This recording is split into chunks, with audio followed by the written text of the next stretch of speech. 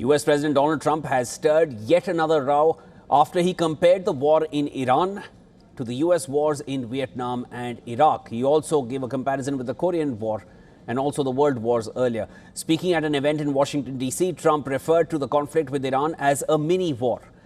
Responding to criticism about the US dragging the conflict, Trump said that the US was in Vietnam for 19 plus years, 10 to 12 years, that's close to 8 years in Iraq and a number of years in the Korean War, whereas the Iran war was just into its 6th week. Like, we have a war right now, and we're into 6 weeks? They said, what's taking so long? We were in Vietnam 19 years. We're in Iraq for many years, 10 years, 12 years. We're in all these different wars. Korea, 7 years. I won't even mention World War II. That's a big baby. Further, Trump added that the US had completely destroyed the Iranian Navy, leaving Tehran with 0 ships.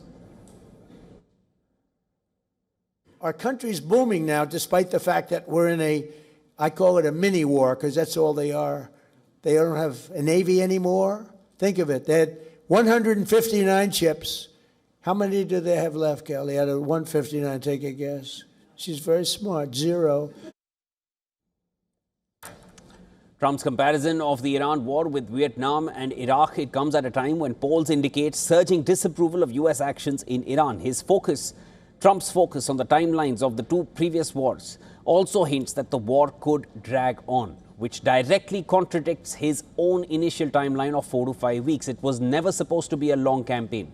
Both Vietnam and the Iraq war remain highly unpopular in the US. While the Vietnam War was a part of the American strategy to combat communism at the height of the Cold War, the war in Iraq was against Saddam Hussein's weapons of mass destruction and essentially was a regime change in Iraq, and those weapons, of course, of mass destruction were never found. The twin infamous wars, they drained trillions of dollars from the American economy, and it killed thousands of US soldiers besides millions of civilians. The shadow of both wars has loomed large on American politics. But if Trump's comments are any indication, the war in Iran is far from over, and in fact the war of blockades in the Strait of Hormuz has only intensified further as both sides compete to control the critical waterway. In the latest, US Central Command claimed its forces sank 6 small Iranian vessels. Iran has disputed all American claims. Iranian media, citing military sources, said US targeted 2 civilian boats and not IRGC speedboats, killing 5 civilians. Iran had earlier said that it fired cruise missiles, rockets, and even combat drones near US destroyers as warning shots. An explosion and fire was reported on a South Korean cargo vessel, leading Trump to prompt South Korea to also join American efforts in the Strait of Hormuz. As far as Iran is concerned, and this is a headline I just carried for you a few minutes ago, Mohammad Bagher Ghalibaf, the Speaker for the Iranian Parliament, says that Iran is just getting started in the Strait of Hormuz. Now, according to a maritime intelligence report, over 900 commercial vessels are still located in the Gulf. And as talks remain stalled, tensions continue to remain high. In fact, Iran has just indicated that it does not intend to back down. Speaking to Iranian media, Foreign Ministry spokesperson Ismail Bagheri said that Tehran is also a superpower like America. Now, these comments, they come amid Trump's threat that Iran will be blown off the face of the earth if it attacked American vessels escorting commercial ships through Hormuz. With both sides trading threats and counter-threats, the big question, is the US president justified in comparing the wars? Is this a case for a prolonged war yet again with the US involved?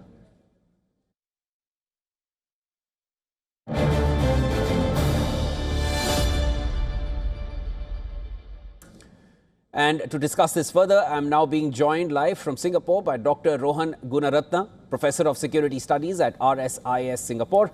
And I'm also being joined by Elijah J. Magnier, war correspondent and analyst, joining me from Brussels. To both my guests, thank you so much for making time. And let me start with Dr. Gunaratna.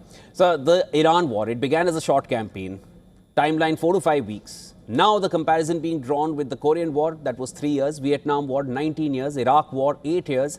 And Trump made this comparison earlier as well. This was about a month back on the 1st of April. The war was about 32 days in, and that was essentially the timeline that it had to have. Now, even a month later, the same comparison is coming back. With this repeated comparative analysis, does it justify the war with Iran, or is Trump making a case for a prolonged military standoff as opposed to the timeline that he started with? Dr. Gunaratnam. Shivan, we cannot see a short-term war when it comes to Iran. It will be a long-term war, and in fact, it could last for many months and even many years. Because what has happened is, with the opening attack on 28th of February, the Ayatollah Khamenei was killed with about 30 leaders. And these religious leaders or the spiritual leaders and the political leaders that have been killed, they have been replaced by a military regime, a military junta. The IRGC, the Islamic Revolutionary Guard Corps, is now running Iran, and they are hardliners. So it is very difficult to negotiate with them because they will not compromise on the nuclear program, will not compromise on the missile program, will not compromise on the proxies. So I believe that this war cannot be ended in the short term. It will protract, it will prolong, and of course, it will destabilize the entire region in the coming weeks and coming months. I hear your point. Elijah Magnia, let me come to you. Dr. Gunaratnam is drawing the case that this was never going to be a short-term war. Anybody who understands Iran knows that US could not have exited within 4 to 5 weeks. I wanted to understand, in your opinion, do you feel with the plummeting approval ratings for Donald Trump, he's trying to draw this comparison to just make this case so that it's believable to the US audience as well, that yes, come to terms with the fact that US is going to be involved in this military standoff for a while? Magnia. Thank you for having me. First of all, there's no comparison whatsoever between Vietnam, Iraq, and Iran. Vietnam was justified through the Cold War containment, which is stopping communism and preventing the so-called domino effect in South Asia. Iraq was justified through alleged weapons of mass destruction that were never found and they were never there. And in both cases, there were boots on the ground and troops in Iraq and in Vietnam. Iran is framed completely differently. It became around nuclear fire, deterrence, and regional security. But now Trump is talking about shift toward punishment, humiliating, and historical revenge, making Iran pay the price for 47 years. And also for the Congress approval, in Vietnam, the Congress did not issue a formal declaration, but it passed the Gulf of Tonkin resolution in 1964 and gave President Johnson authority to use military forces. In Iraq, Congress did authorize the use of force through the 2002 authorization, with the House voting for 296 and the Senate 77 in favor. In Iran, there is no even a demand to the Congress. Now, in Iran today, there is a very solid and compact rulers because the national security is ruling the country, where there are representative of the new Grand Ayatollah, the leader of the revolution, the IRGC, the Iranian Revolutionary Guard Corps, the army, the foreign ministry, like Foreign Minister Aragji, the president, and the Justice Department. So they all represented in one committee with the final decision consulted with the Grand Ayatollah. So it's very clear who is ruling Iran today. But the problem that Donald Trump is facing is that the Strait of Hormuz is costing the whole world economically a lot of money, including the US and Iran. So I don't think Donald Trump can maintain this for many years. All right. On the Strait of Hormuz, that really brings me to my next point, Mr. Magnia. This is a problem of US own making, because Iran had made it very clear that if you attack us, we are going to block this strait. And they even demonstrated that during a military exercise shortly before 28th of February. It was just days before that they did block it for maybe a day or a few number of hours. From regime change that was initially understood as the objective of the war to disallowing the possession of a nuclear weapon, which still remains one of the core reasons for this standoff, to diminishing Iran's missile program that also came to the fore once the war started. I'm talking about the objectives and how they've shifted. And finally, it's now come to opening up the Hormuz Strait. And that Strait of Hormuz, it's the biggest sticking point affecting global economy. It's stemming from the blockade of the Strait of Hormuz. And this itself is a result of this war, which was started on a good feeling. And I'm only quoting the White House press secretary that the US president had a good feeling that Iran was going to attack, even though the Pentagon told the Congress that we did not have any such assessment. Coming to my question, where is this war going and for how long can it now really last? Because Mr. Magnia feels Donald Trump cannot sustain this too long. Dr. Gunaratna, I want to come to your assessment first. Firstly, it will be very difficult to have a regime reorientation or a regime change in Iran without ground troops. You cannot make such a significant change in Tehran just by bombing targets, eliminating leaders. So it will require a long-term commitment. And that commitment, the United States will not make. US will not deploy ground troops in Tehran. They will certainly do limited operations because you can see Admiral Cooper 3 days ago visited the Marines on a surprise visit.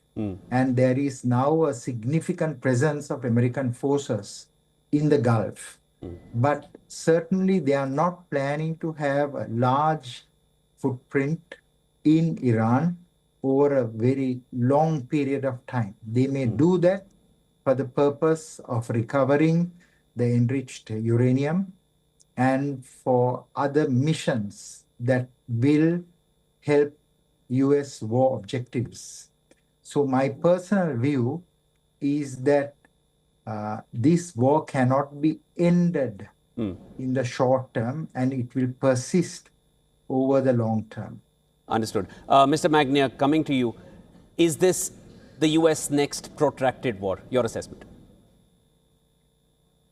The Americans are in a real troubling position because they are the most powerful military country in the world, which make them very easy for them to occupy a small part in Iran. We're talking about a surface of 1,648,000 square kilometers. The problem, military speaking, is not occupying, is sustaining the occupation and protecting it, which is impossible for any army in the world to stay in any area in Iran, particularly when we're talking about Iran 2026, not Iran 1980s. And I'm referring here to the Iran-Iraq war, when Iran had primitive weapons and not so many advanced capability in terms of armament.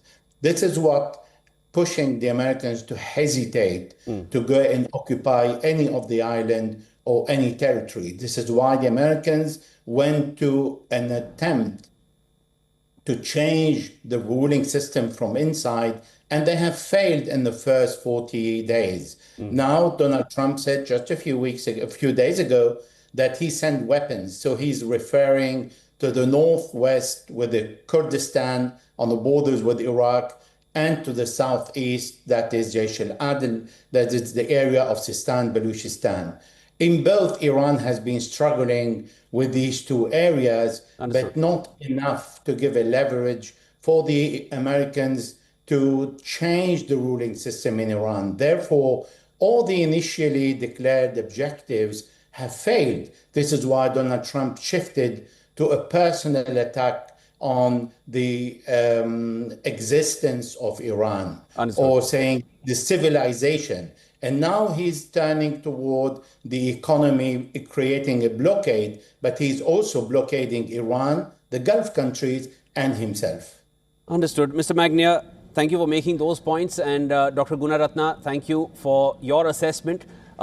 Individuals of your learnings and your experience, it's always elevating for our audiences to hear your assessments and draw their own conclusions of where this war is heading. To both my guests, thank you so much for joining us here on Point Counterpoint.